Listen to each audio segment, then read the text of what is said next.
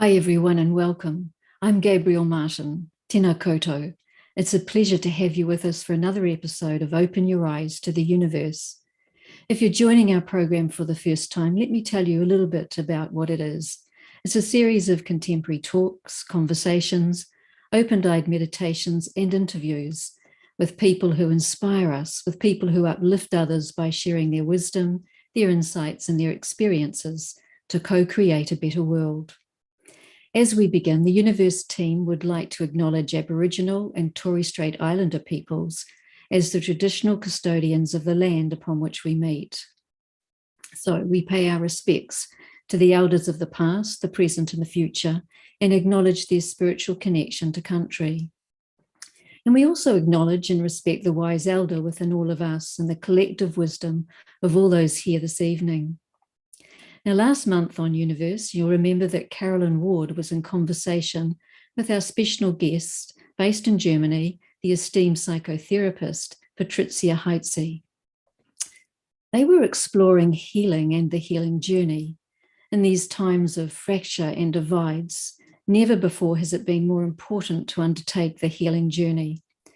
As life becomes more fragile, and we're over-connected to the negativity of world news through social media, it's essential that our inner world is stable and strong. And their conversation focused on how to be anchored to our wholeness and not our vulnerabilities as we inevitably go through things. So Jan's going to put that conversation link in the chat box for those of you who've missed it or would like to hear it again. But here we are tonight, and we have two special guests with us from opposite sides of the hemisphere. We're with Samantha Fraser from Oxford, England, who's been working as a primary school teacher for nearly 30 years, and where she's joined by Dr. Annette Mortensen from Auckland, Aotearoa, New Zealand. And Annette currently works for Refugees as Survivors New Zealand as the Manager of Training and Development. This evening, the two of them are going to be in conversation exploring the important topic of belonging.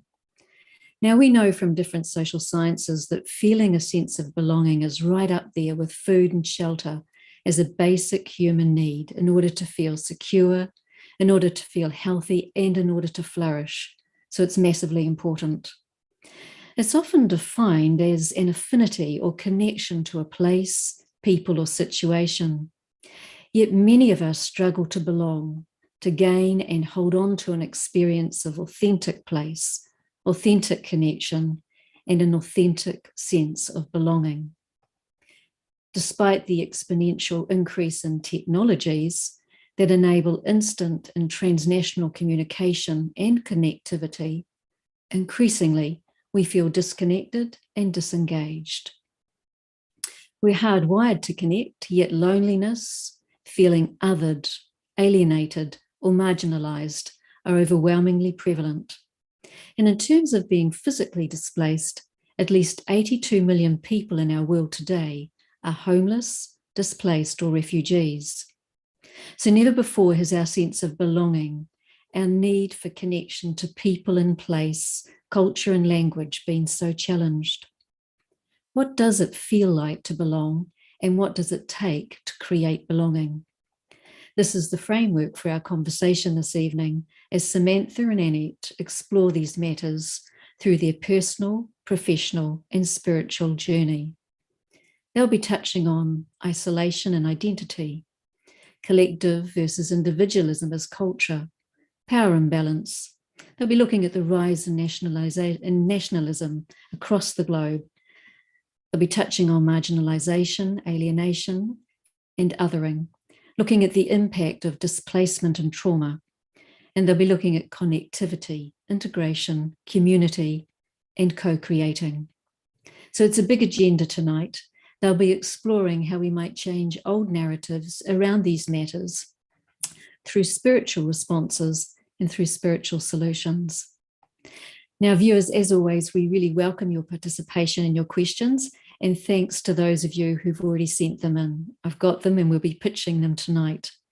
But for those of you who'd like to ask questions as we move along, then please do so. Just pop them in the chat box and we'll deliver those as well. Well, Samantha and Annette, it's a pleasure to have you both with us tonight. I'm delighted that you could join us, and I know our viewers are keen to meet you.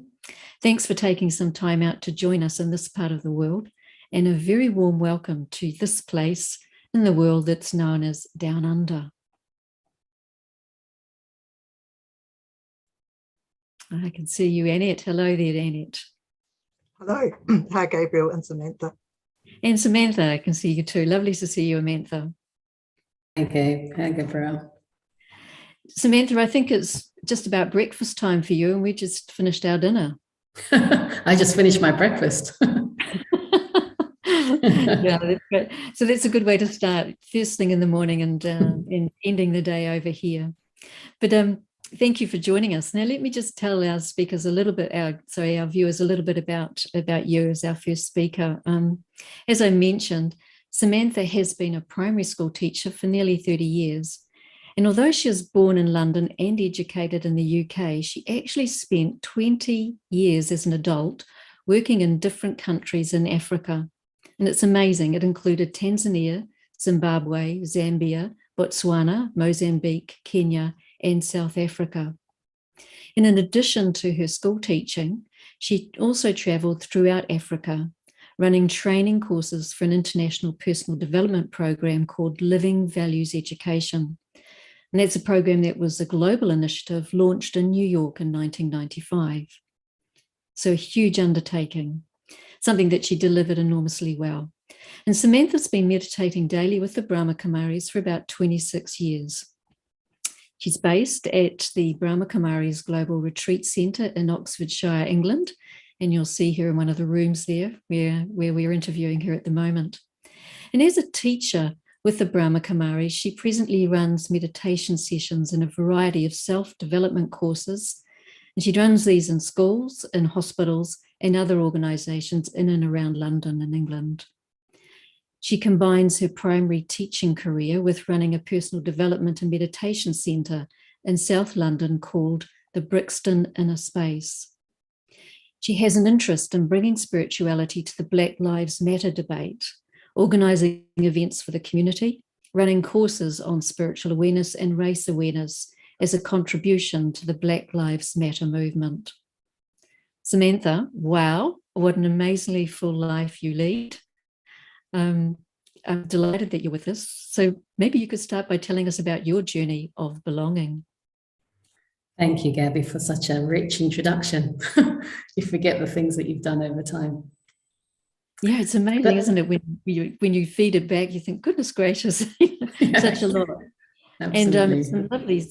And some lovely, I can kind of see how it is that you would have moved from one thing and it would have kind of been a step into other things as well. So I'd love to hear about your journey of belonging. Thanks, Gabriella. So I thought I would start way back as a child, actually, because I think my experiences as a young person, as a child, really was a preparation perhaps for my adult years.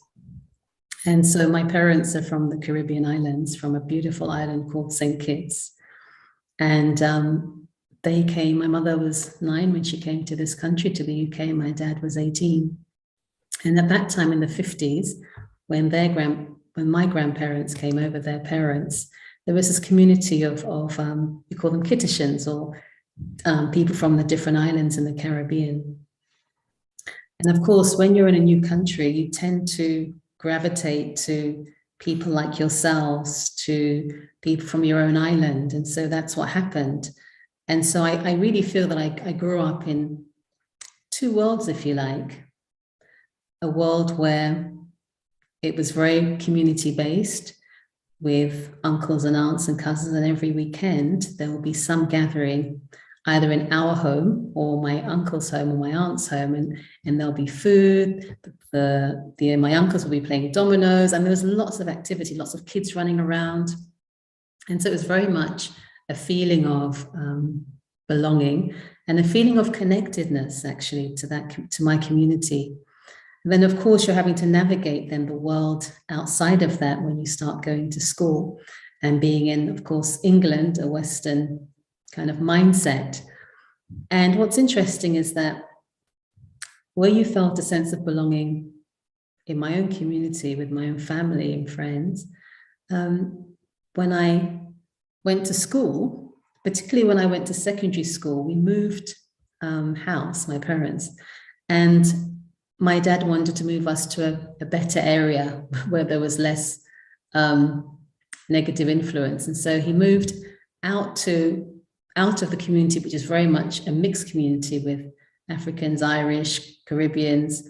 Then we went to another place, which was predominantly actually, I'd say, white middle class. And so in my school, I was put in the top stream. And for the first time, actually, I felt a sense of isolation because I was the only, in that class, the only Black girl in that class. And all the other Black students tended to be in the lower stream for whatever reason. Well, I know the reason. And so it was the first time when at age 11, I felt that I was different, you know, and I felt a sense of separation. It wasn't that it was obvious, but as an 11-year-old, you could begin to see that the world was quite different. The experiences of the friends that I had was quite different to the world that I was living in and coming from. And I think what you do because you want to belong, I found that I was, in a way, compromising my own experiences to try and fit in with the majority, right? And so in a way, what happened, looking back, it's like you, in a sense, you reject a part of yourself to be able to feel a sense of belonging, even if you, in your heart, knew that it wasn't really a reality. And then as I grew up through secondary school, and then it changed. And then, of course, in sixth form college, it was, again, a mixture of different cultures. And so I think that was a powerful seed in my early years as a young person, as a child. And I think the most, what can I say, significant experience in terms of this idea of belonging and feeling a sense of connectedness was when I went to Africa. I went to Tanzania.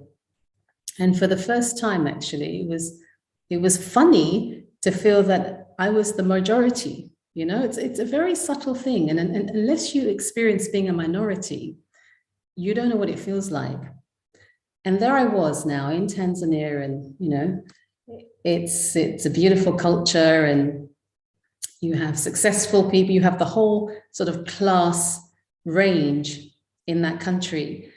And for the first time, I didn't have to explain myself. I didn't have to explain about my hair or whatever it was. And it was just refreshing. I can't tell you.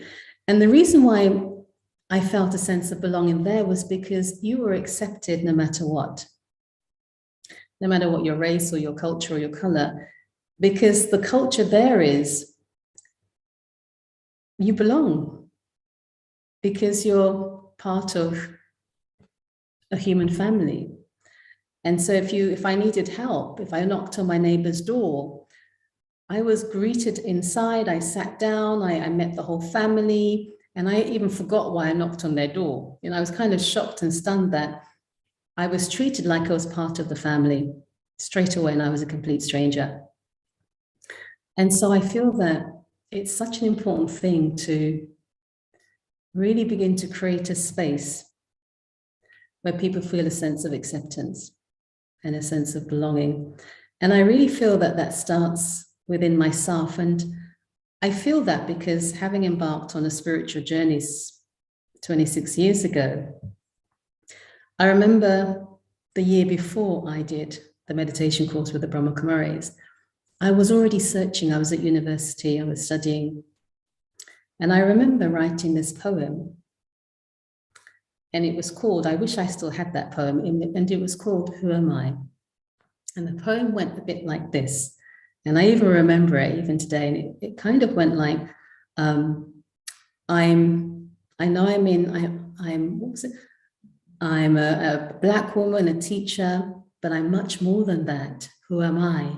And I kept listing all the things that I defined myself by. And every time I wrote whatever it was, I belonged to the kitchen community, but that's not me. And that poem was really the turning point of an inner search to really discover who I am and who I really belong to, because the sense of belonging was very much limited to community or to my world of work.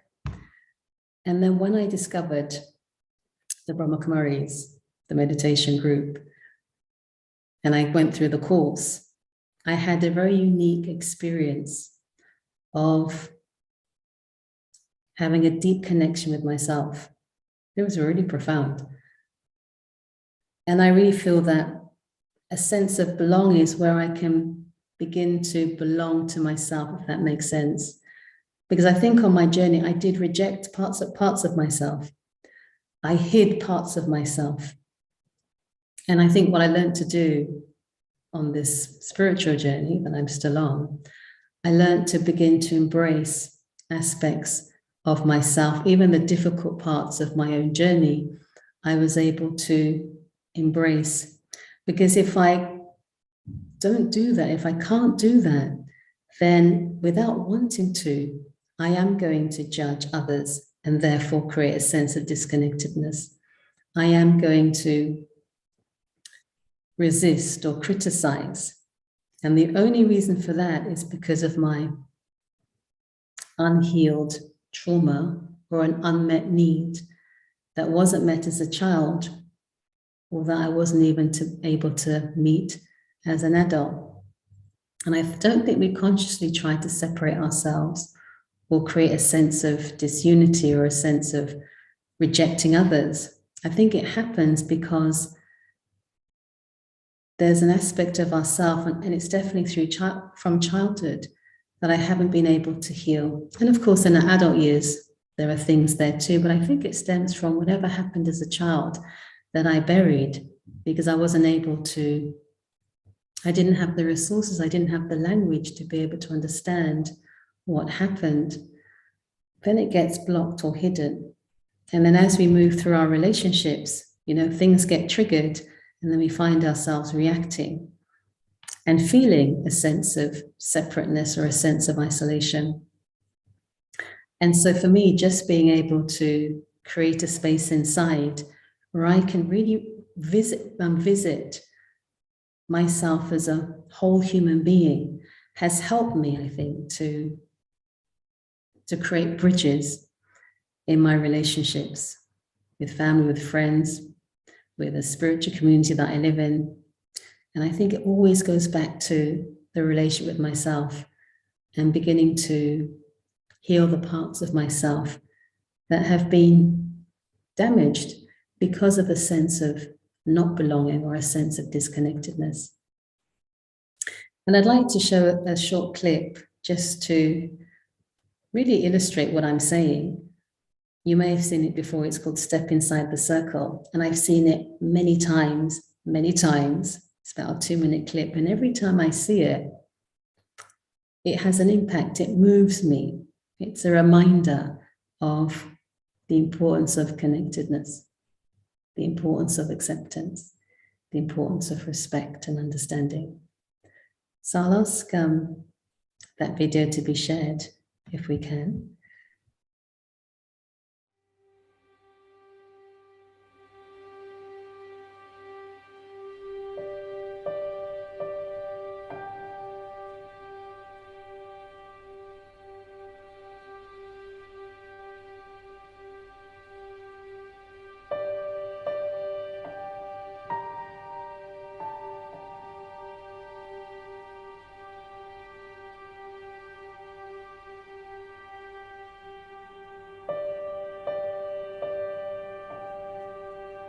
It's time now, everyone.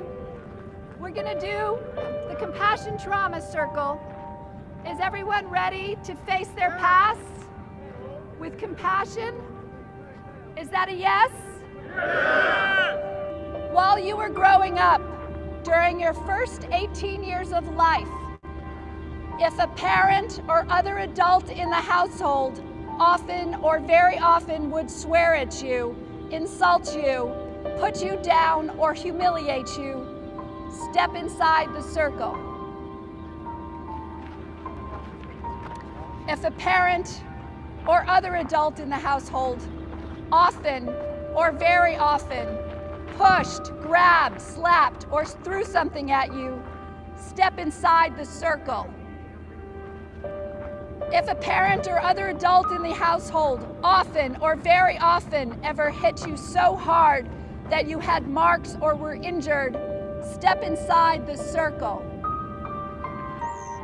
If you often felt that no one in your family loved you or thought you were important or special, step inside the circle.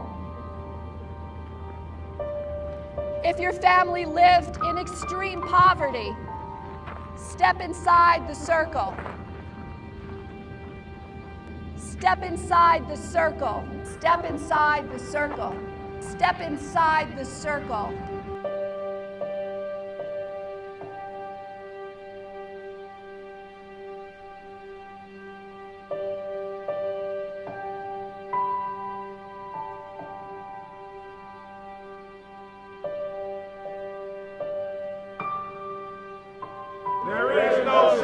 There is no shame. There is no shame. So, yeah, very short video, but very impactful.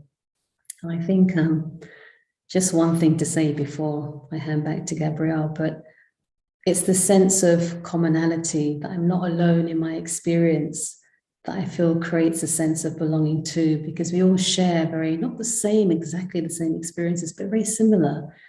And just being able to, in that clip, watch somebody that you might have known for many years in prison make the same step that you made because of having had that same experience is very powerful. And so to be able to acknowledge that we are all experiencing very similar experiences and just recognizing that creates a sense of belonging. I'm going to stop there and hand back to Gabrielle. Thank you. Samantha, wow, it's you articulate it so beautifully and so clearly, making it very accessible. And I love some of the key words that I was taking on was, your talk about community with your family and friends when you were a very young child, and that sense of disconnect that came into your life when you were 11, I think 11 or so. In a different school environment, in a different neighborhood. And one of the powerful comments I'm remembering was that you said was that unless you experience being a minority, you'll never really know what it's like to be in a minority and what that means. And I'm very familiar with that video. I've watched it a few times myself and have been very taken with it, having worked in youth justice for quite a long time. And the sense of shame that happens to us when we are very disconnected, and that removes us from a sense of belonging, and how that shame silences us, so that it's so hard to step back into that space of light again, and regain that lost self, so that we can move into that state of self-acceptance and develop a sense of belonging. But I loved too that moment that you spoke of change in you when you were looking at your markers of identity, and you said a Black woman, a teacher, and so on, and you are writing that poem of Who Am I? That's very deep. Can you tell us a little bit? Would you like to tell us a little bit more about that? How that came to you? And I know you said you don't have that poem anymore, but it seemed to me like a real change point, and these, I guess they're a little bit like epiphanies in a way, these moments of incredible change. And that's very deep, that question of who am I, and moving through these different identities that we hold so dearly, and where you came to with that. Yeah, I mean, it's interesting, maybe to go back a little bit, because I remember as a young person, maybe before I went to, maybe it was after I finished my degree, and then I was in Birmingham doing a postgraduate course in education. That's when I wrote that poem. But I had a couple of years out before doing my postgraduate, and I joined,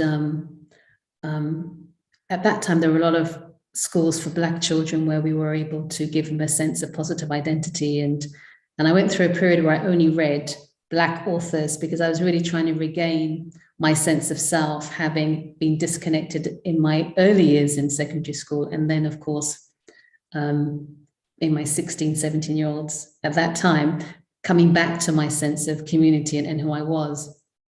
And so I read everything. And then, of course, when I wrote that poem, I think, although I had explored my own culture, there was still something that I felt was missing. And I remember when I was at Liverpool University doing my first degree, and I'd be out with my friends, and there'd be moments when I would just be watching everyone. I was watching myself even. It was seconds. I might be out at the disco or something at a party, and I would be watching it all and watching myself in it and wondering, is this it? And then I would bury that thought and then carry on, because that's what you did as a 21-year-old, all right, or 20-year-old. And then I think, so all of that, I think, was the foundation for this moment when, out of the blue, I sat down and I was writing this poem. And I think I was having those thoughts even before I wrote it, not consciously, but unconsciously. And so, having explored and gone to the other extreme of wanting to have a clear, positive Black identity, because, of course, as a minority, the images of the Black community in the UK and even in America is not positive, right? And there's all kinds of glass ceilings in terms of being able to reach certain positions and so forth. And so, having explored all of that and having enjoyed that exploration and gone to the Caribbean for the first time and met my family and all of that, still there was a question mark. And so I think there's this innate sense in all of us that I think is much more than a physical kind of identity, where we want to get back to the truth of who we are. And I think that was the beginning of my journey of really searching for something that was lasting, if you like, a solid foundation for my sense of who I was or who I am. And I tried different things, and still I was at the same point of something missing, Sam, something missing. And so there you have that poem, Who Am I? And I, it's funny because I read it to my friends. They went, Samantha, you're confused. And again, I think it got very, and I was like, God, listen to this poem. I was really excited because I was like, wow. And they were like, Sam, are you okay? You're confused. So I was like, okay, maybe I'm confused. And I buried it again until I found the Brahma Kumaris a couple of years later. So yeah. Amazing, isn't it? The influence of friends and influence of, well, everything, influence of language, influence of culture, influence of friends and family. Yeah. Samantha, I'm going to invite you to take us into a meditation if you'd be willing to. Just uncovering that sense of yourself as who am I? And I know there are viewers here asking that same question around trying to find a sense of where they belong and a sense of place and so on. So the meditation commentary from your personal experience on that would be gorgeous. Yeah. Thank you. Okay, so first of all, it's really important just to make sure you're sitting comfortably. And I'll start off just by doing a very short relaxation so that we get into the space together. So just sitting comfortably, and if you want to close your eyes, that's fine, or focus on a place in front of you, on the wall perhaps, that too is okay. Or in fact, focus on the image that's on the screen at the moment. And so as I sit here, just checking in with my level of comfort, relaxation, I consciously just relax my legs, letting go of any tension that might be there. Relaxing my arms, my hands. Relaxing the muscles in my stomach, my shoulders, my back, and just allowing myself to be very still and very relaxed.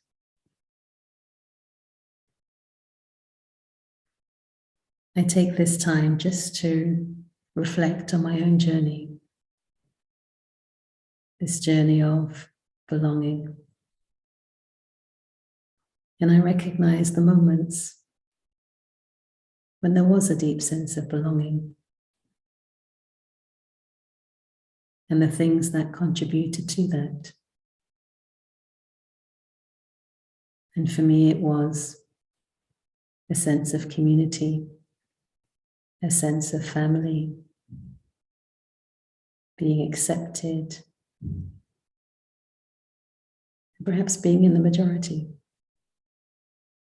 being able to look outside and see yourself reflected in the eyes and the hearts of others. And there have also been times in my journey when there's been periods of disconnectedness, periods of isolation or loneliness, not because of what things that people said or that were done,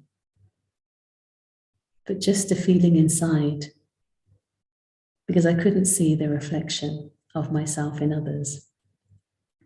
I didn't share the same experiences that they shared.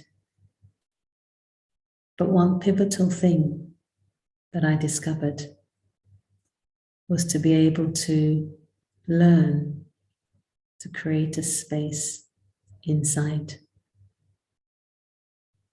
We all have a sacred space inside of ourselves.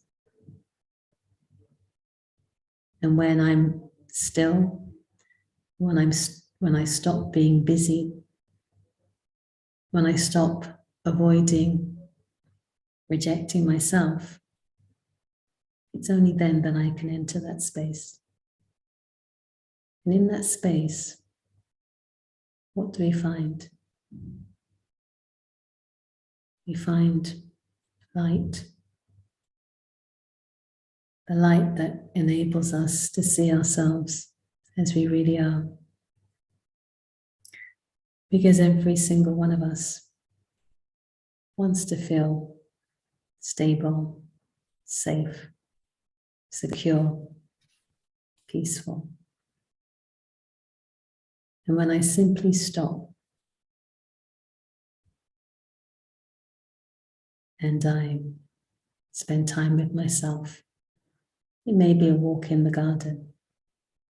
It may be just being by the beach and looking at the waves of the ocean. It may just be my practice of meditation. Whatever it is, these opportunities to create a deeper sense of belonging, a belonging that accepts myself completely, accepts my whole story completely, the good, the bad, the difficulties, the challenges, doesn't matter. When I'm able to accept myself completely, then that's one ingredient that I can use to create a sense of belonging for others, to be present, to be available, and to be able to create a space of non-judging, just accepting and embracing. And it doesn't happen through words. It happens through my attitude, my inner world of thoughts and feelings that simply says, you belong. You belong not just to a small group of people that look like you or share similar views to you, but you belong because we all share one thing in common. We all belong to the same race. It's not the race of the colour of your skin, but it's the race, the human race. And for me, that means wanting to feel a sense of inner joy, inner peace, inner stability. And we all want that. And when I begin to create that for myself, then I'm able to create the atmosphere for others to create it for themselves.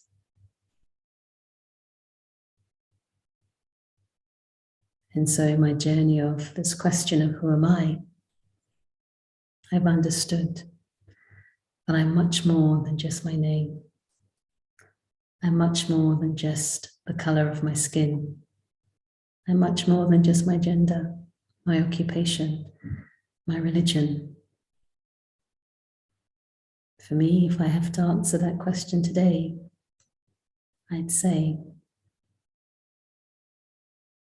I'm a being, a spiritual being, full of peace, love, and wisdom, just like you. Thank you.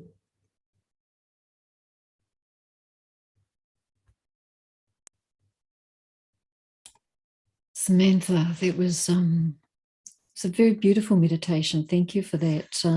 Deep, full of so much wisdom, but I could feel your personal experience coming through in that meditation commentary. So thank you for that. And the tone of your voice, so much acceptance in it. It was very, very moving. Thank you. Well, viewers, I'd like to introduce our second speaker now, and I'm sure that Annette will have been listening intently to Samantha and may have some things she'd like to comment on as well, and we can have a discussion after as well. But let me just tell you first of all a little bit about Annette Mortensen. I know Annette as someone with a highly refined sense of social justice, and she's a passionate social activist. She says of herself, "I've been working with marginalised and vulnerable community groups throughout my professional career as a public health nurse, community development project manager, a researcher and an educator. And as well as a feminist activist, including work in the women's movement, the anti-apartheid movement during the Springbok tour of New Zealand Aotearoa in the 1980s, and the anti-racist movement subsequently. And Annette has worked for over 20 years to improve healthcare responsiveness for Asian, refugee and migrant groups in New Zealand in a number of roles, including as a public health nurse, a project manager, a researcher and educator. Following an extensive stint in public health nursing in the 1980s, Annette's focus during the 1990s was on sexual health, where she worked as the nurse manager of the Auckland Sexual Health Service, completing her Master of Philosophy in 2000 on destigmatisation, a grounded theory of the work of sexual health nurses. And from 2000, Annette held the position of Refugee Health Coordinator for the Auckland Regional Public Health Service. And then in 2007, Annette took up the role of Refugee and Migrant Project Manager for the Northern Regional District Health Board Alliance. And here she commissioned a number of studies, including the Asian and Middle Eastern, Latin American and African health needs assessments of people living in the Auckland region, and the Asian Health and Aotearoa Trend Studies. In that same year, 2007, Annette was awarded with the Supreme Harmony Award for her contribution to Muslim relations in New Zealand by the Federation of Islamic Associations of New Zealand. In 2009, she received her doctorate from Massey University, and the subject, her thesis was Refugees as Others, Social and Cultural Citizen Rights for Refugees in New Zealand Health Services. And as I've mentioned, Annette now works for Refugees as Survivors New Zealand as the Manager of Training and Development. She's published extensively. She's been a member of the Brahma Kumaris organisation and has practiced Raj Yoga, meditation since 1981. Annette's someone who brings her spirituality into her work, and I know her as someone who cares very deeply and values connection and belonging personally and professionally.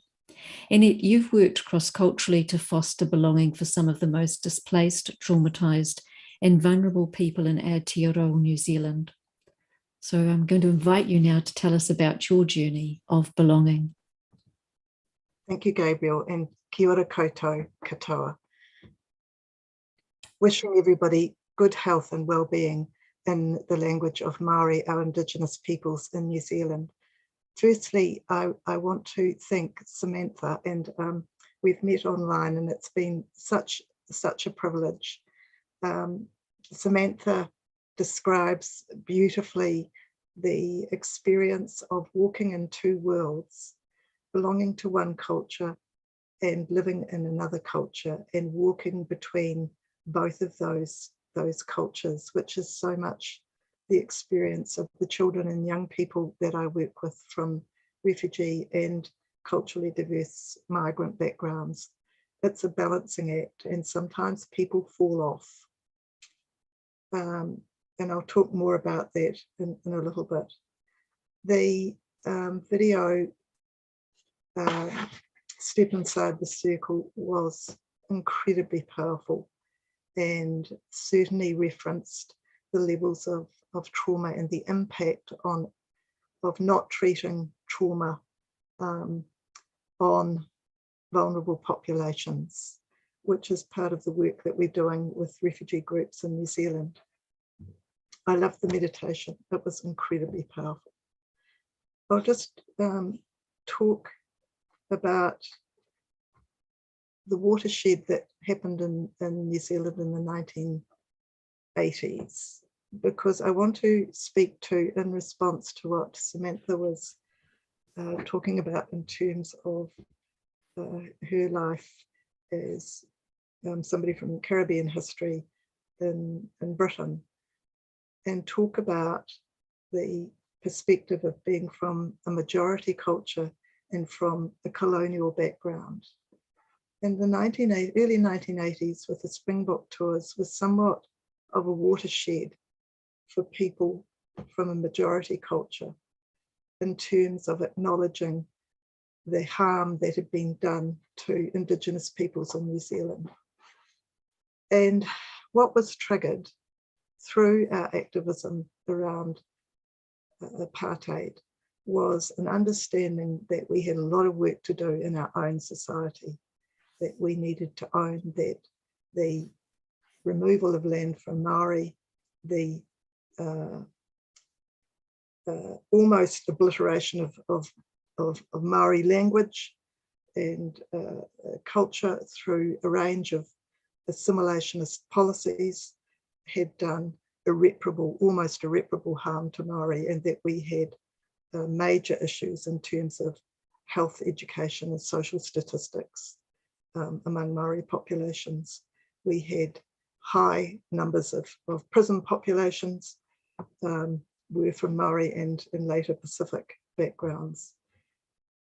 So there was the anti-racist movement started to agitate for policies to be embedded in government departments to address these issues. And as Gabrielle said, I've been an activist and continue to be an activist to bring about social change.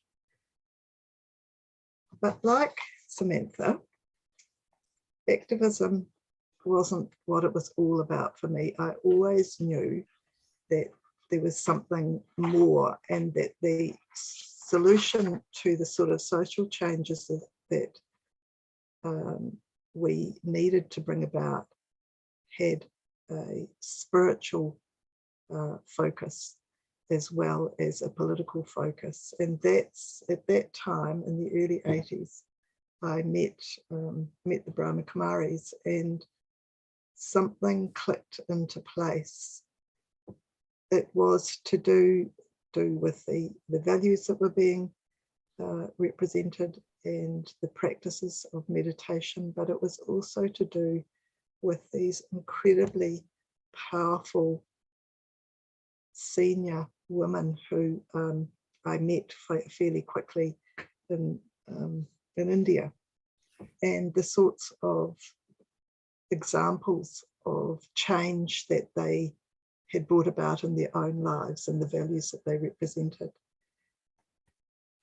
So, in brief, that's my journey. But I'll talk about the work that I'm doing currently.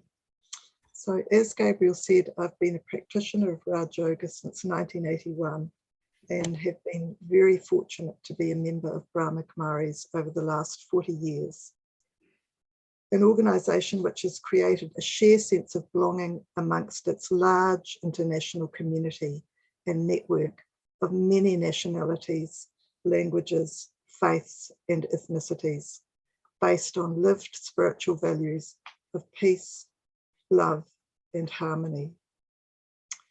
I live in Auckland, in New Zealand. It's our biggest and most multicultural city. It's the gateway city for many newcomers to New Zealand, both from refugee and many migrant backgrounds. We're a small country as far south as you can possibly go. And we, through significant changes to our immigration policy in 1986, have rapidly become a highly ethnically diverse nation in the context of a strong bicultural treaty partnership between Maori and the Crown.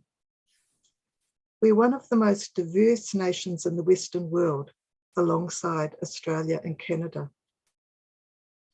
The theme of how to engage, support, and integrate newcomers is a big issue in our communities and neighbourhoods. And as Gabrielle said, I've been working in the area of refugee resettlement for over 20 years. And globally, there've never been so many displaced people in the world than we have at the current time. It's now over 90 million, and less than 1% will be settled in a resettlement country. To qualify as a United Nations High Commission's refugee, mandated refugee, you have to meet the following criteria.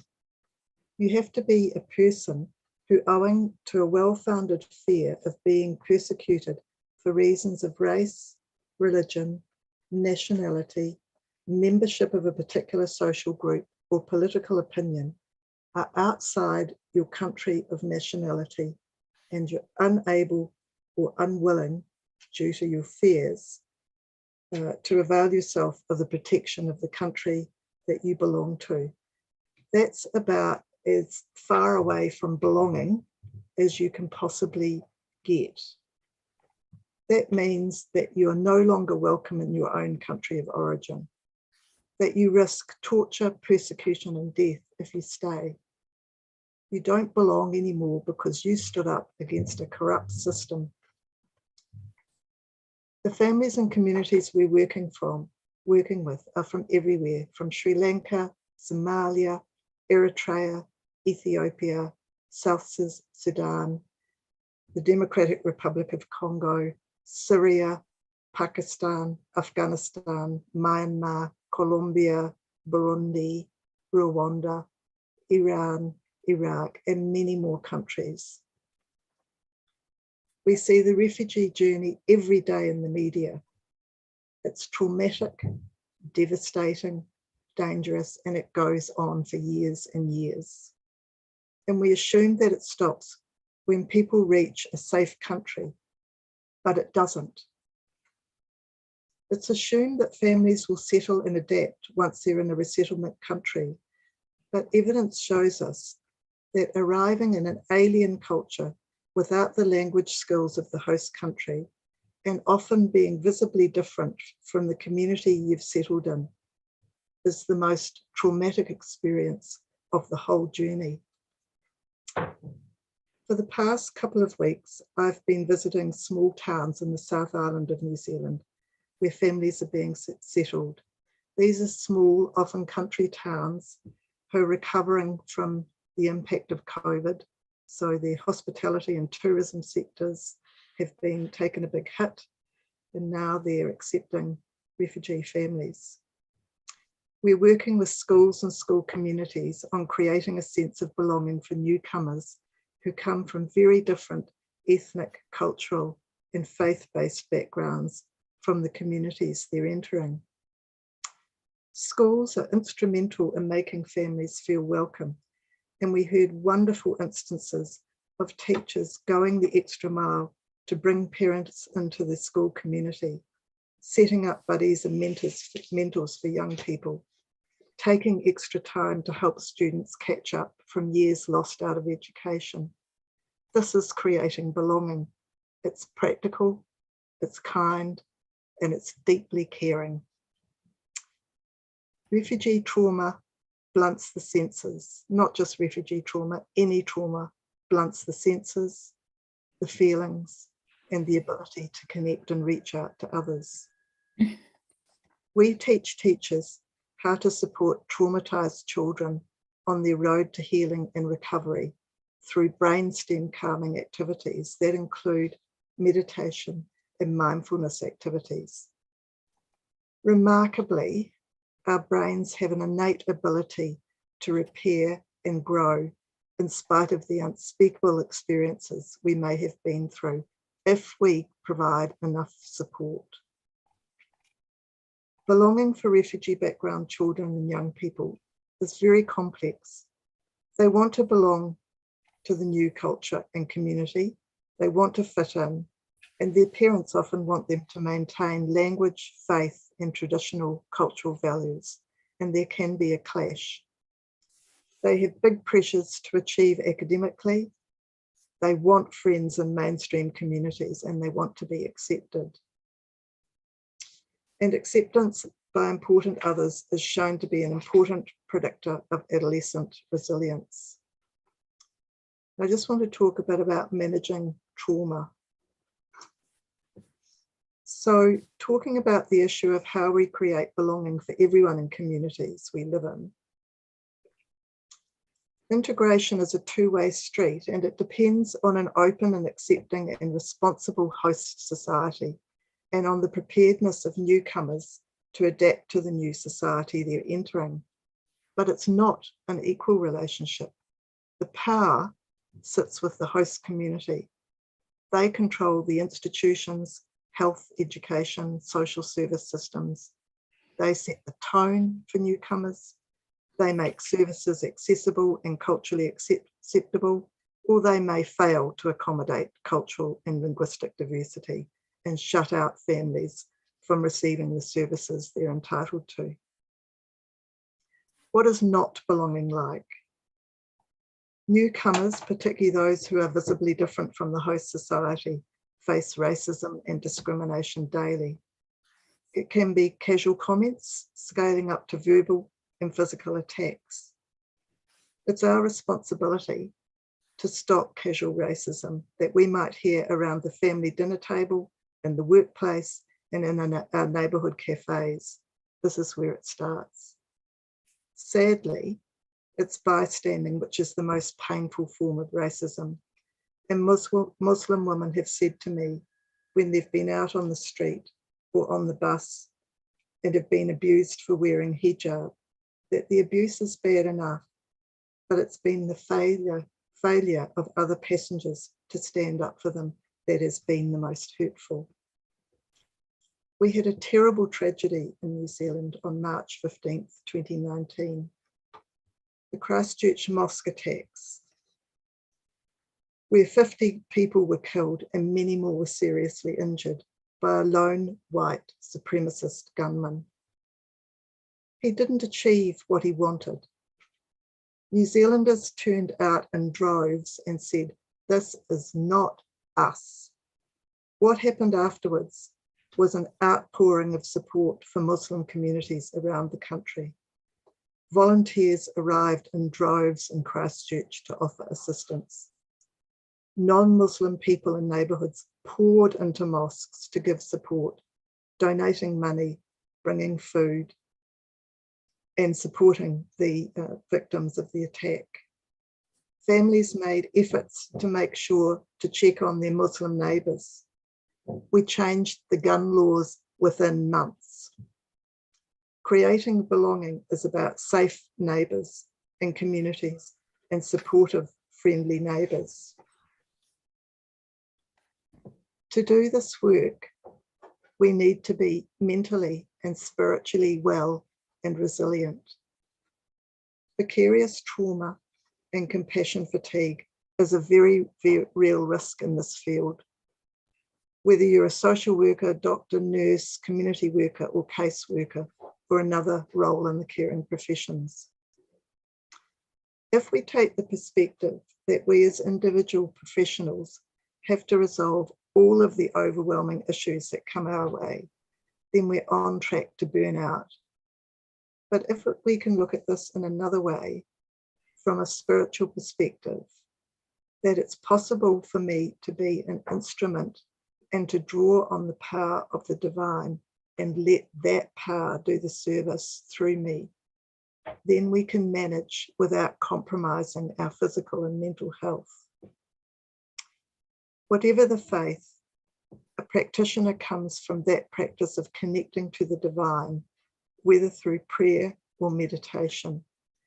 And this is a source of enormous strength, wisdom, and can bring it with it the powers that we need to do this work.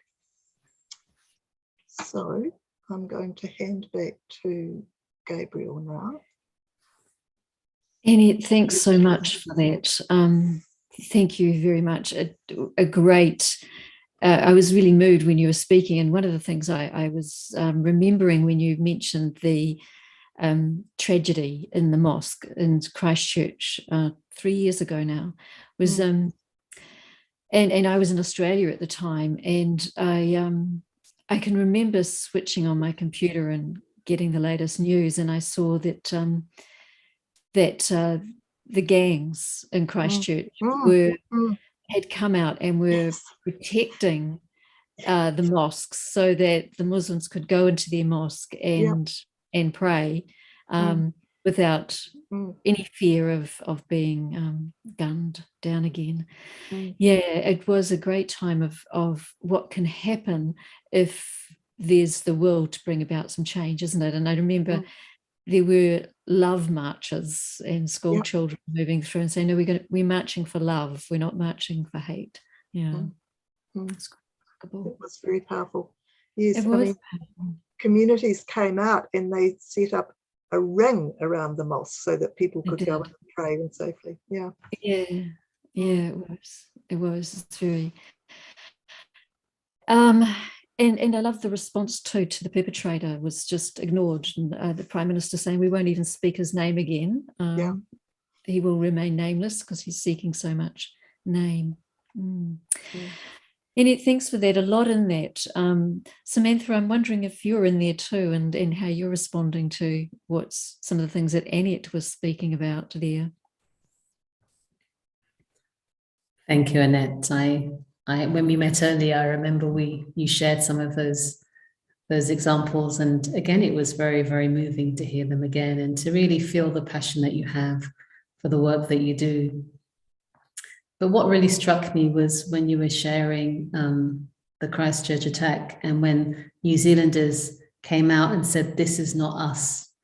That just kind of, and it is about how you're perceived and being able to not be a bystander, but to make a contribution to creating a sense of belonging. For me, that was very powerful. And I do agree, actually, that the most dangerous form of racism, perhaps, is when you just watch it. You know it's happening, but you don't have the courage to step in. And I can relate to perhaps the feelings that the Muslim women had when, it wasn't so much the abuser or the person saying what they said, but it was looking around and seeing not one person stepped up to support you. And of course, there's a lot of fear and all of that. I can understand that. But I think I resonated with what you were saying, because I've experienced very similar things. I've heard of others that have experienced similar things too. But just to add, I think one other element that happens when you're not accepted, or when there is a kind of a perception of a particular type of person. That's very damaging when you internalize racism. You spoke about racism, Annette, but when you internalize it and you begin to be affected by it. I remember a friend of mine many years ago when I was in my 20s, and at that time, you know, Black young men were stopped just on suspicion. It was called the sus law, because they looked like somebody, probably not, but that's what happened. So that also created a lot of tension. So a friend of mine, he said to me, oh, I've bought this from, there's a shop here called Marks and Spencer's, but it doesn't fit me. I don't have the receipt. I said, well, just take it back.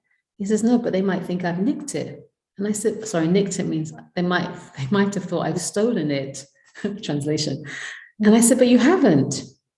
And he never took it back, because he knew if he was to walk in that store, he would be followed, and they wouldn't have believed that he had bought it. And that's another sad scenario when you don't feel a sense of acceptance, that you begin to internalize the images that are portrayed about you. And that's why I feel a connection, a spiritual identity is really a way of not buying into that, not buying into the images that others, or the perceptions or labels that others give you. So Annette, thank you for sharing, and it's good to learn some of the history about New Zealand. I know nothing about New Zealand, actually, so it's really good for me to just hear some of those stories and the history there too. Thanks. Yeah, New Zealand had quite a connection to South Africa in the early 80s, wasn't it, Annette, when we had the Springbok tour here, and of course the biggest religion in New Zealand, Aotearoa, has been rugby, and it was a time of great reckoning, really, a watershed, I think you described it, of Annette, when large numbers of white middle class, professional, working class, in fact all races, came out and objected in protest to a white Springbok, a completely white Springbok rugby group coming to New Zealand and playing the New Zealand All Blacks, because of the apartheid, and that was a time when actually Nelson Mandela was still in prison, and it was an amazing time of, I think it spearheaded a lot of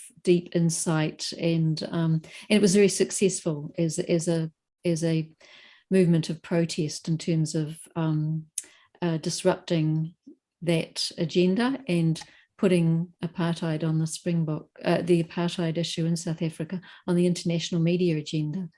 And when Nelson Mandela came to New Zealand quite a few years later, he was full of thanks for those actions. And it was quite remarkable, because I think at that time too, it meant that it actually penetrated families, like it divided families. It was exactly what you were saying, Annette. Conversations at the dinner table had to be had, if there was a dinner table at all. But these were conversations. You could not be a bystander. There were conversations to be had and actions to be taken about it. It was a reckoning that, and a recognition that we had benefited materially, economically, socially from the removal of land from Maori, that we had to put that right, that we had to honour the treaty that had been signed between Queen Victoria and Maori and make that a living document. And, that continues to happen. It's not a fight that's over, but there has been significant effort as a society to put right those issues and to, pull up health status, education status over the last 30, 40 years. 30 years. Look, I'm going to pitch some questions to you both, because there's quite a bit going on in the chat box here, which is lovely. And, I'm going to start with the ones, I've kind of started to group them together a bit. There's a lot here about belonging and search. So I'm going to read them out, and if you can just respond as you wish. So someone's saying here, for many years, I've been searching for where I belong without much sense of belonging. How do I have a sense of belonging without the longing or searching? I think that's a question that really will resonate with a lot of people. It's got so much feeling in that question. Someone else is asking something a little similar.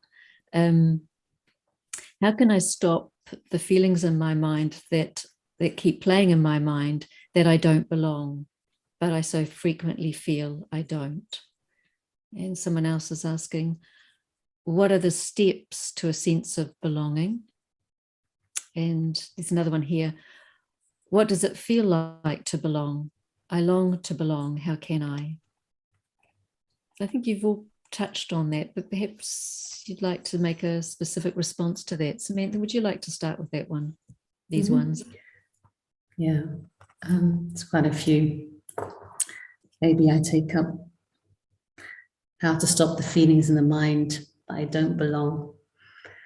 And as you said in your introduction, Gabrielle, that it's one of the basic human needs to feel that sense of belonging. And I suppose the way that I'd answer that is, in my own journey, I also went through periods where I felt I didn't belong, whether it was as a child or later on in my adult years.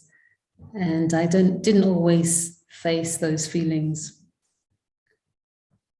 directly. Perhaps I buried them. But I think we need to reach another sense of belonging. I think for me, what it indicated was that there was some disconnection within my own self. I hadn't really worked on the relationship with my own self, because for many years of my life, I had allowed myself, well, as a child, you don't have an option, to be defined by others and to take on their definitions of what it means to belong. And although I bought into that, I never felt a sense of belonging. And I had these thoughts that something was missing.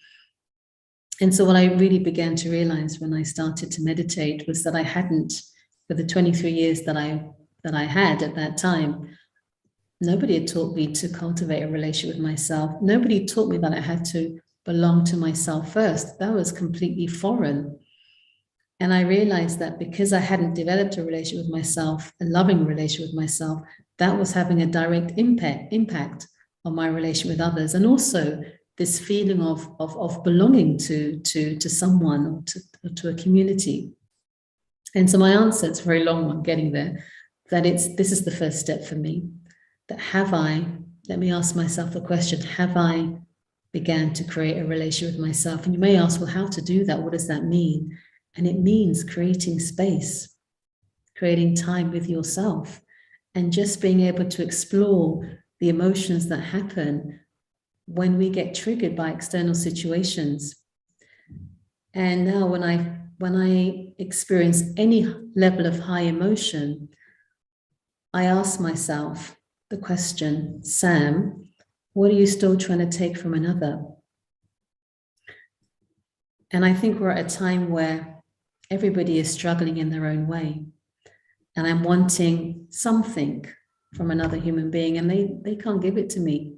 They can't create the atmosphere where I feel a sense of belonging, because they themselves feel a sense of disconnecting to themselves. And so I feel the journey or the work starts with each and every one of us, where I begin to repair the relationship with myself. Annette spoke about this connection with the divine. We can't do it on our own. And when we start at that point with myself, then I feel that we begin to feel a sense of belonging. That's not about somebody inviting me to a place, but it's just a feeling that I belong no matter what. Because I'm a child of that divine, as you are, and that's enough to give me a sense, to give me a right, but also to give me a sense of belonging. I don't need somebody to make me belong. I've waited for that for years, but now it's about, I know I belong, because we all belong to the same spiritual family, no matter what our physical differences are. Mm-hmm. Thanks, Samantha. Is there something that you'd like to add to that, Annette? Yes, I totally agree with Samantha that it starts with knowing ourselves first and knowing who we belong to in a spiritual sense, being our own best friend.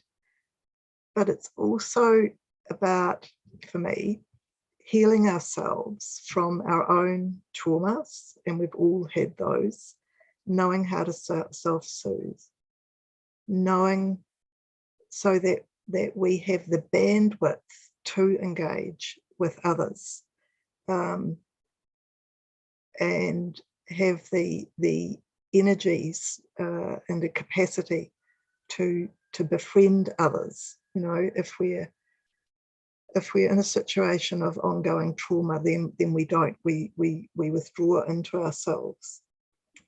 But I just want to talk briefly too about, you know, what happened in New Zealand society, where, you know, pretty much over a couple of years, the ethnic religious composition of the communities we lived in changed really radically. And for me, there was, and I'd never met Muslim people before. I hadn't met anyone from Africa because people hadn't started arriving until the late 80s. But I had this huge curiosity to know who other people were and to befriend.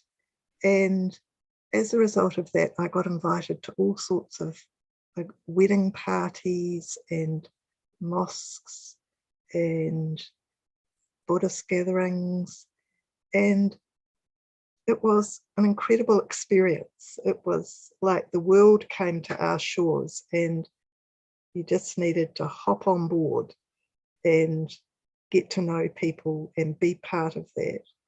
And the more I entered that world, the more I started to understand myself. And yeah, it's, I don't know.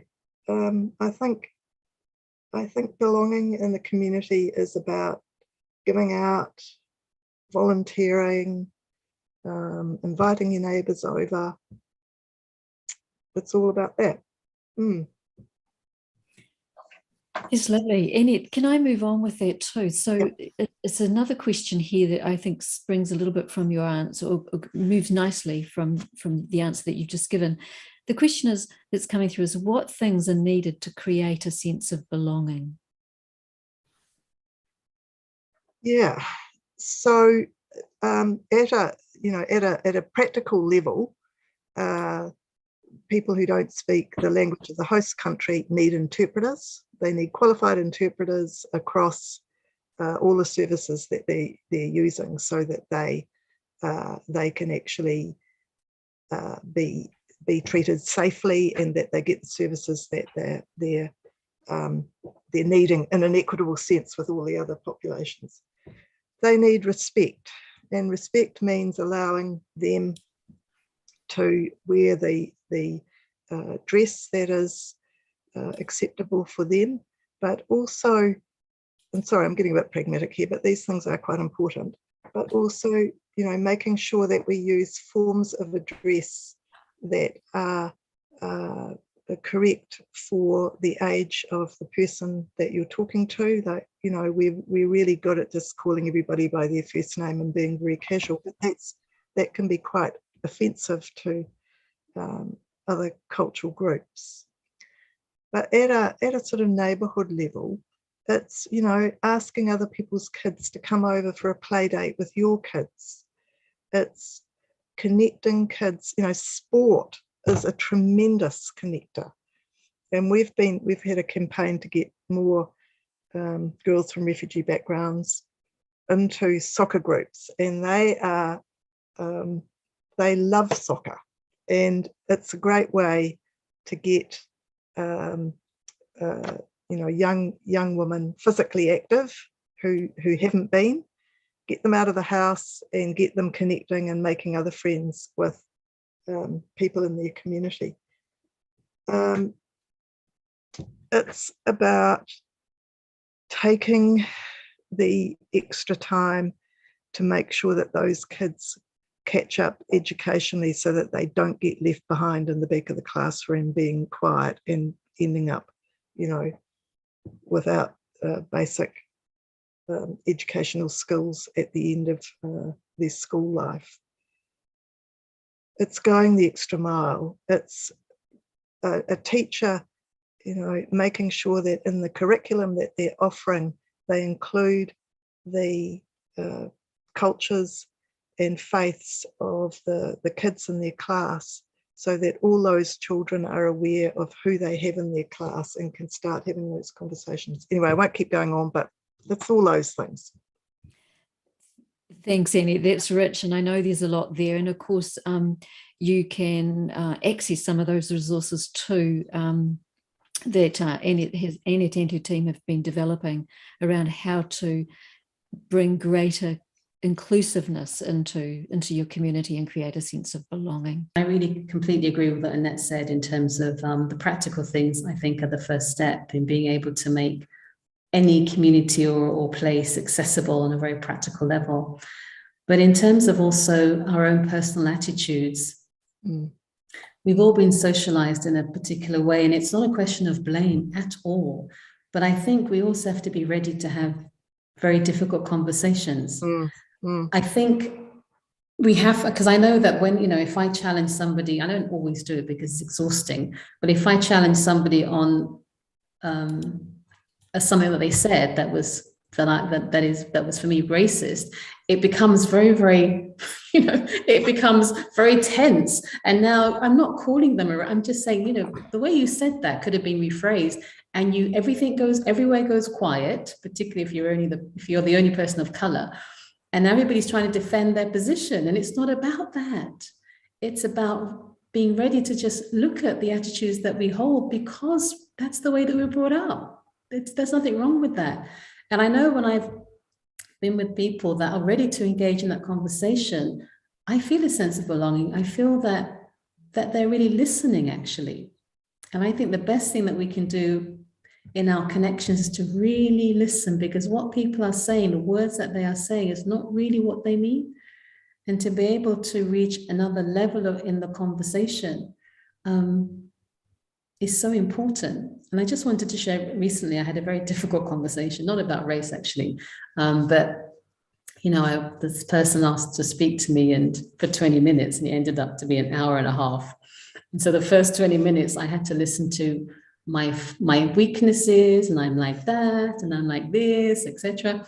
And actually for the first time, I wasn't defensive, because I kind of knew the space that the other person was in. And some of the things she said, I said, okay, I could take that on board.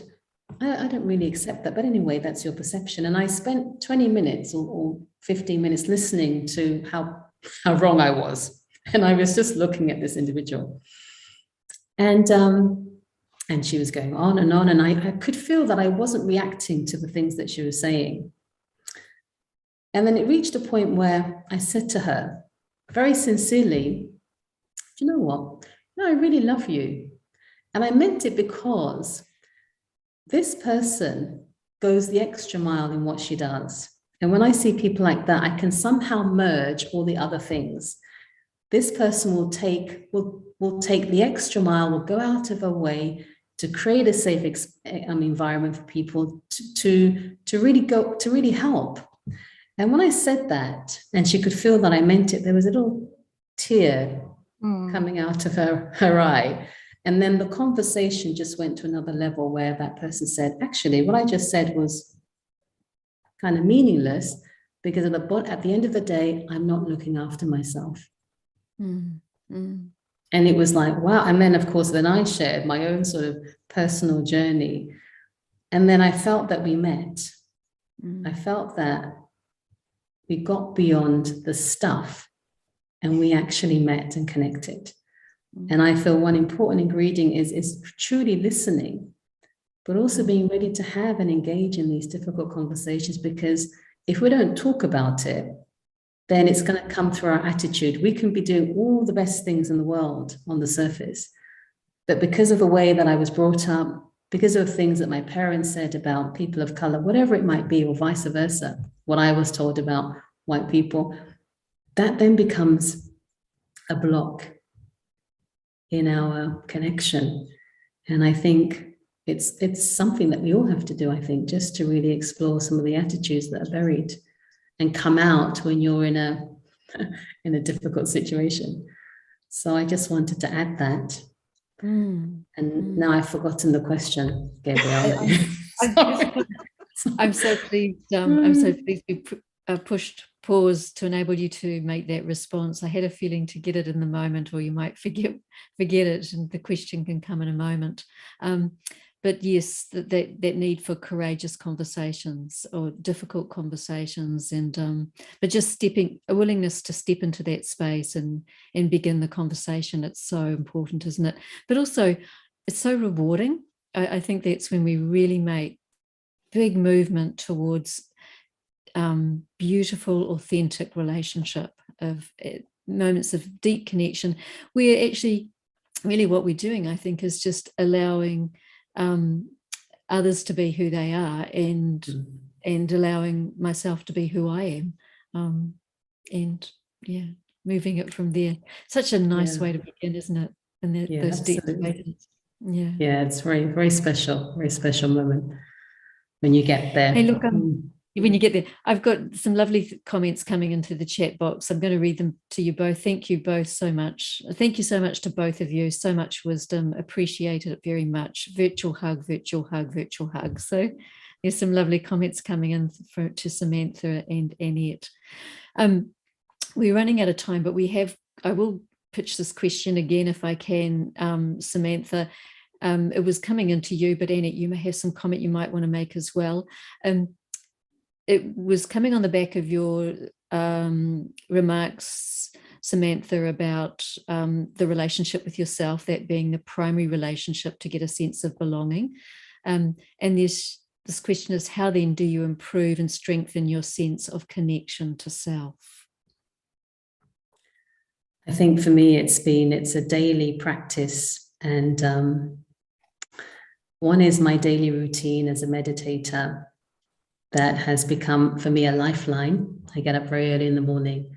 I start my day with reflection and silence and meditation. And also it's been my own connection with the source or the divine. And I said earlier that it's not possible, I think, to be able to sustain or improve a connection with myself unless I have some help. And so for me, it's really this connection with the source, where I'm able to see myself as I really am. Because I think if you don't have a higher vision of yourself, you don't have anything to work towards. And so when in meditation, when I connect to source or to the divine, I feel a sense of love, a sense of security that I've never felt before. And in that connection, I feel that what I'm hearing is, let go of your limited image of yourself and see yourself through my eyes, not physically, but metaphorically. And the more I'm able to step into that vision, or my higher self, the more I'm able to let go of the limited sense of self that's based on my story, that's based on the definitions that others have given me. And so one, for me, is discipline, being consistent in my practice of meditation. But two is really beginning to take that power from that source, from the divine, so that I can begin to do my own inner work. And it's daily, beginning to embrace our own beauty. I think that's the biggest challenge. And then, of course, being able to let go of our weaknesses and not to keep identifying with the mistakes that we make, but every day being able to embrace our own inner beauty that every single one of us has. And I think that takes courage to say, I am special, all right? Not with ego, but I am special. I am beautiful. I am peaceful. You know, to step into that reality and to own it and to be ready to sustain it no matter what. And I think because I do have an aim where I do want to get to a stage where there is that stability and feeling of security, I'm not there yet.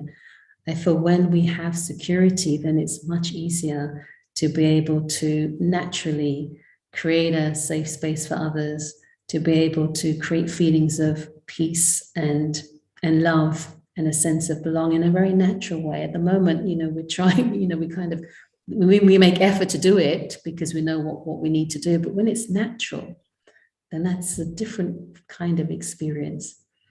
And so that's my daily nourishment, if you like. Thank you, Samantha. And I'm remembering a comment that the esteemed yogini Daddy Janki once made, and she said that if you want to belong, then you need to contribute. So a lovely connection between contributing and belonging. Annette, can we ask you a question, a quick question before we close out with a meditation from Samantha? Just on that aspect, you mentioned faith, and as Samantha's also mentioned, and you've mentioned the divine. What role does the divine play in your sense of belonging? Well, I want to just endorse what Samantha was saying in her response to how do you strengthen connection with the self. And one of the things that's been, I guess this plus side from COVID is, an enormous availability of connection through social media with Brahma Kumari's community and with a lot of classes, and in a way that hasn't previously been possible. And so for me, because I live way down south at the ends of the earth, feeling part and connected to this huge international community has been really a wonderful resource. In terms of talking about accessing the divine in my life and in my work since 1981, I have continued to explore the relationship with the divine in multiple ways. As a friend, teacher, healer, mediator,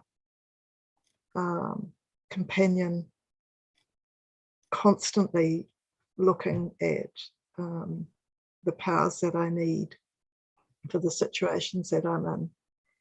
And those that connection has enabled me to be resilient, keeps me in contact with who I am in essence, not the physical self, but the spiritual self, but also gives me the ability to connect to a wide range of people and to keep healing and growing. Yeah, it's precious. Thanks, Annette. Look, there's so much more we could we could continue to have this conversation for quite a while longer. I'm sure there's a lot of things you've touched on, both of you, and we've only just touched on them without going into a lot of depth, but big treasures anyway. We are going to have to bring it to a close. And as we close out, Samantha, would you be happy to do a second meditation commentary for us, please? Is that going to be okay? That's fine. Yeah, I can do that. Right. Let's do that then.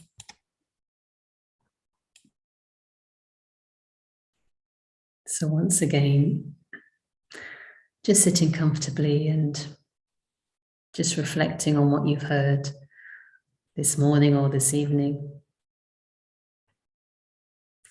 And just really feeling a sense of appreciation for just this whole aspect of belonging and the importance of it.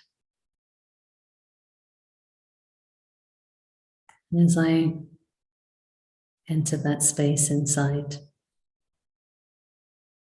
a space of comfort and peace and silence, I'm able to ask myself the question,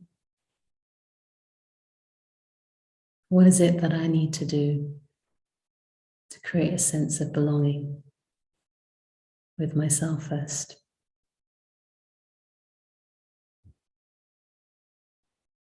And I think the first important thing is, in my daily timetable, to create spaces where I can be with myself, where I can touch my own inner qualities of stability and security, but that's not based on anything external or physical, but where it's just based on a recognition of my true identity. When I'm aware of being more than just my physical body, it's like I enter a different reality, a reality that heals the past, a reality that allows me to be present for others and for myself. And in this understanding of myself as just a spiritual being, I'm able to develop a deep connection with the divine.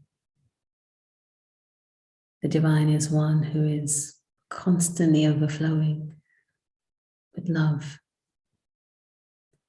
That love is unconditional. That love is all-embracing, all-accepting. And it's in that love of the divine that I find a true sense of belonging. A belonging that transcends my own family, my own community. But it's a belonging that embraces each and every individual in this world. And so it's just one source. Many different names for that source, but one source. And so with that understanding, it means that we're all connected, not physically, but spiritually. And whatever the qualities that the divine has, we all have. We all have these inner qualities of peace, of love, of wisdom. And all we need to do is just create space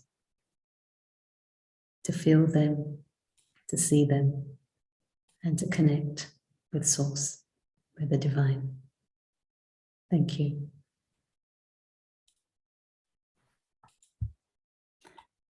Thanks, Samantha. That was another beautiful commentary, very grounded, very wise, and very clear. Thank you for that. And of course, a very big thank you to Annette and Samantha, both of you, for joining us on Youniverse this evening and sharing your journey of belonging. So it's our thanks and our blessings for the contribution that both of you have made and that you continue to make to foster authentic belonging. So thank you, our blessings and love to you both. Now, viewers, you may like to browse our online bookshop, Eternity Inc., which has a huge range of books on self-empowerment and spirituality that enable you to really feel like you're developing a sense of belonging spiritually. And as always, they're at not-for-profit prices. And if you'd like to subscribe to Open Your Eyes to the Universe, and by doing so, you'll receive monthly updates, please email us at special.events@au.brahmakumaris.org. And finally, I'd like to let you know about, excuse me, our next episode of Open Your Eyes to the Universe. It's on Saturday, the 25th of June at 6 p.m. It's AEST. And as we close out tonight, this particular episode of Open Your Eyes to the Universe on belonging, I'm going to close out with a song from Bliss. It's called Come Into the Light. And until we see you again in June, may you strengthen your sense of belonging by appreciating and accepting fully who you are and appreciating others for who they are. and may you enhance your sense of belonging by contributing positively to community and building an authentic future of wholeness and connection. Om Shanti.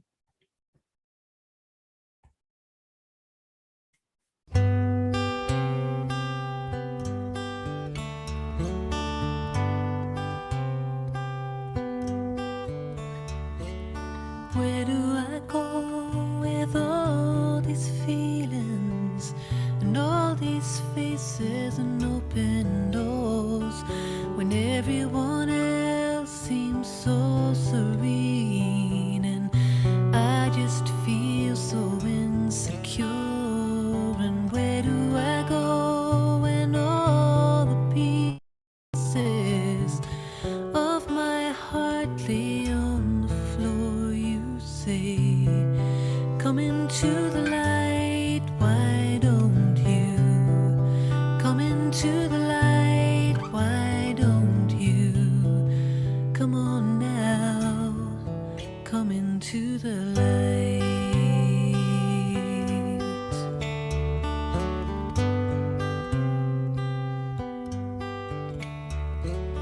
Where do I go with all these memories and all these bags filled up with shame? And how should I feel when you call me an angel and dress me in a crown of gold? And what should I do when tears of sorrow just won't stay inside these eyes? You say, come into the light, why don't you? Come into the light, why don't you? Come on now, come into the light.